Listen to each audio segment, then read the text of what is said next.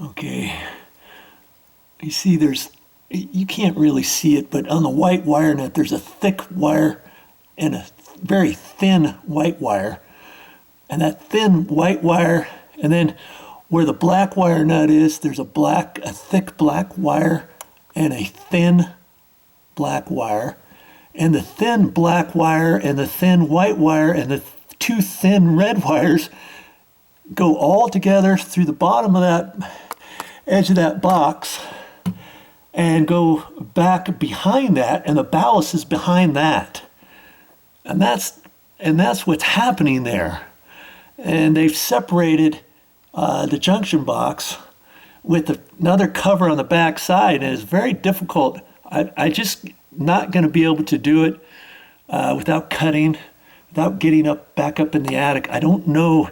I don't think it's possible to get back in there and pull that ballast out of there and all that, you know, without getting up in there. What I really wanted to try to do it to show you if it was possible. Now, I don't think it is possible. You know, I guess I could take that cover off on the back side. You can't really see it. I got to reach my hand way back up in there and try to take that off. If it falls, I can still get it. I'm going to have to go up in the attic one way or another for me to do this. But I was just going to try to show you if it was even possible in case you've got a ceiling light fixture like this between a first and second floor without an attic. You know what I mean? Because if you can't get to it, then you're going to have to cut the sheetrock out. You'd have to cut a sheetrock hole out of here so that you could get up in there. Just to get that ballast out, then you have to patch the sheetrock and all that. You know, then you're talking something that's going to take a lot longer and all that. And I'm not prepared to do anything of that nature. Okay, so I'm gonna think about this here for a second. See if I can't reach up in there. I just don't think I can though, as it does look. See, they didn't want to put the ballast in with the wires because the ballast gets hot, and so that's why they've separated it in there. Okay, and all right, I want to think about this here for a second. Give me a minute here to catch my bearings. So before I get back up in the attic, I'm going to measure over in the center of this fireplace. I know that's where that pipe went up through the ceiling and then to the center of that. So when I get up there, I can kind of measure off of there so I can get my bearings on exactly where this hole is. Okay?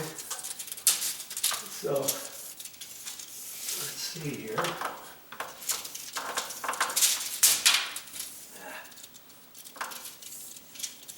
That's about the center of the pipe there. And over to the center of that, 68 inches. And then it's just in the center of this opening here, 68 inches. And I'll be able to figure that out, 15 inches or so, 68 inches over. So when I get up in the attic,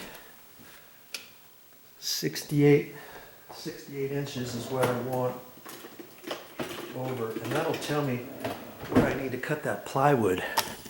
And before I get up in there, Momi was pointing out to me, and I forgot about this. Here's the back door that goes out into the garage over on this side. And see, there's another crawl hole here. So I could go up that crawl hole and carry stuff over to that area instead of going all the way down there. However, I got all my tools down there. I've got my bag set up. I've got the blow-in insulation all kind of pushed back so I know where my steps are to get on over to there. But I'm gonna check. I guess I'm gonna check this out and see. It might be a little bit quicker for me to use this one. So in your house, just make sure you know where your crawl holes are. Usually you're only going to have one crawl hole in your main floor area, and it might not be in a hallway like this. It could be in a closet, could be in your clothes closet in the bedroom, could be in the janitor's closet, you know, your laundry area and stuff like that. So, and I know, remember, this is where that return is, and I know there's a big huge duct there that kind of swings out over that way. And I also, you see here, I don't know if you can see that, there's a little crack here. The last thing I want is for that to get any bigger walking across that way, but I don't think it will. And eventually I'm going to have to, I'm going to end up caulking that with some white caulking for it to go away. When the painters were here initially, before we moved in, I showed them that, and I said, hey, can you kind of lightly sand that and maybe put some caulking in there? He didn't want to patch it. He thought, you know, if I patch it, the spray texture might not match. And he says, I'll go ahead and kind of lightly sand that and caulk that. Well, look at that. It's been about 9 months. I don't think he caulked anything. I think he just painted over it and called it good.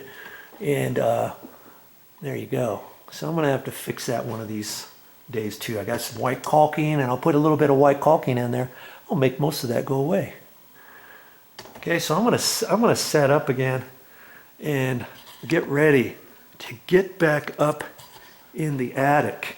I looked at that really close. I think it would be a monumental effort for me to try to take the other lid off of there on the back side up above, you know, through here, and try to fish the wires out and all that kind of stuff. It's going to be way easier for me to do that up in the attic, and that's what I'm going to end up doing.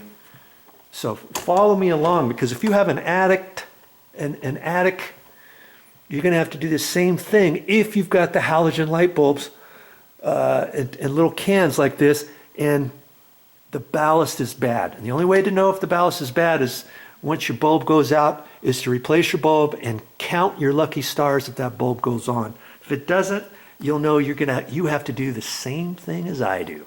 Get back up in the attic.